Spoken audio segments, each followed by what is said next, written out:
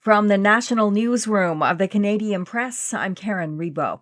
Former Supreme Court Justice Louise Arbour will become Canada's 31st Governor-General today in a pomp-filled ceremony that will include military salutes, a reading by the Parliamentary Poet Laureate, and musical performances in both official languages. Arbour will replace Mary Simon, who became Canada's first Indigenous vice-regal in 2021. Israel and Iran traded fire early Monday in retaliatory strikes that threatened to drag the Middle East back into a full-scale regional war. The back-and-forth waves of attacks came on the 100th day of the war since Israel and the U.S. killed Iran's supreme leader and other top leaders, and it's the first exchange of fire since an April 8th ceasefire was reached. Police were out in force to prevent clashes at yesterday's annual Walk with Israel in Toronto. Organizers say this year's turnout was the largest in the event's 57-year history, with estimates of over 60,000 people attending the march. Sarah Lefton of the United Jewish Appeal Federation rejected suggestions the event was divisive. This event is an event that's about unity and solidarity and strength of Canadians, all Canadians who want to stand together for shared values, values of freedom, values of democracy, everything that we share with the Israeli people and our allies. An offshore earthquake with a magnitude of 7.8 rocked the southern Philippines early Monday, killing at least 19 people, injuring more than 200 others, and sending a meter tsunami into nearby coasts.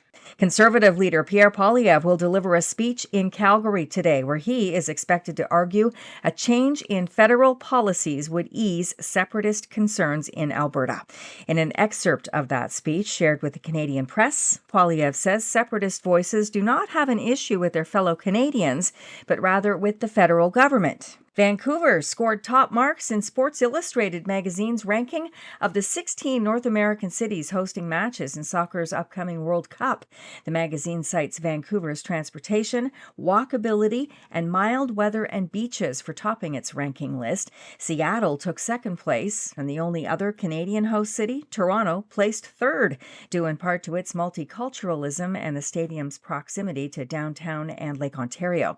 And the Tony Awards were handed out in New York last night to honor the year's best on Broadway, and Schmigadoon won Best New Musical. Ragtime won Best Musical Revival, and top acting awards in a musical went to its stars Joshua Henry and Hamilton, Ontario's Casey Levy, who remembered her roots on the CBS broadcast. I grew up in Canada, watching the Tonys and dreaming of a life on Broadway. I'm 20 years in, and the most important thing I've learned is that no one does it alone. The award for Best New Play went to Liberation. This is the Canadian Press. In sports, the New York Knicks hope to take a stranglehold in the NBA Finals tonight when they host the San Antonio Spurs in Game 3 of the best-of-7 series. The Knicks won the first two games in Texas.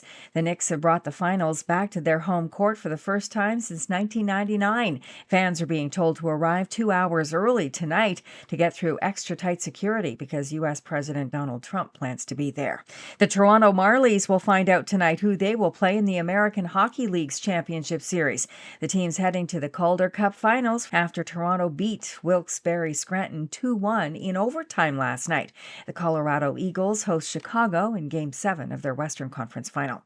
The Stanley Cup Final resumes tomorrow between the Vegas Golden Knights and the Carolina Hurricanes. Vegas leads that series 2-1. And the Toronto Blue Jays will try to extend their 2-game win streak tonight when they open a 3-game series against the Philadelphia Phillies. From the Canadian Press, I'm Karen Rebo.